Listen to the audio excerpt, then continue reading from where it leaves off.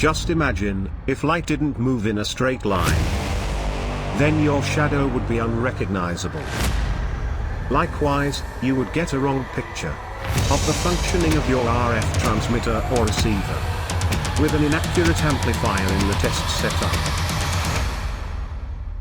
If only there was a truly linear amplifier for a burn-in test. Fortunately, AR Benelux offers a wide range of amplifiers, very suitable for testing semiconductors in RF applications. For instance, solid-state pulse amplifiers, microwave amplifiers, RF solid-state amplifiers, and TWT amplifiers. Contact the experts of AR Benelux for assistance.